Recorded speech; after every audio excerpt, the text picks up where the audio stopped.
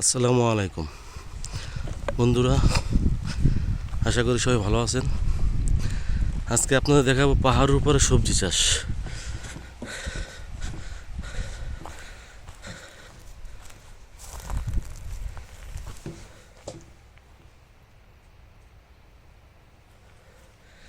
দেখতে পাচ্ছেন অবশ্যই বিশাল বড় এরিয়া নিয়ে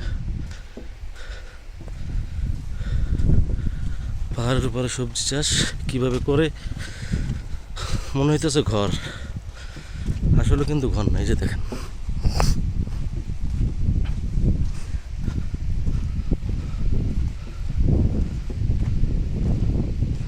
আসলে কিন্তু ঘর না, এগুলো সবজির জন্য। প্রচণ্ড রোদ, প্রচণ্ড রোদ, রোদের জন্য এরকম করা আর কি। দেখতেই পাচ্ছেন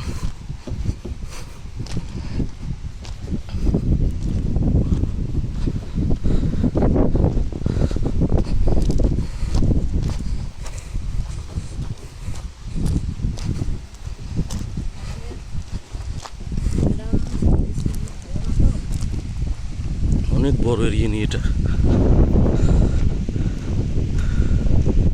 দেখেন কত বড় এরিয়া, অনেক বড়।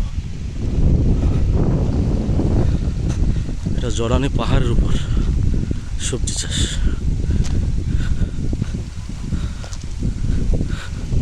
এখানে ওরা থাকে, যারা চাষ করে। এই যে সবজি ক্ষেত, এটাকে ওরা বলে মাজরা, মাজরা, আর আমরা বাংলায় বলি সবজি ক্ষেত।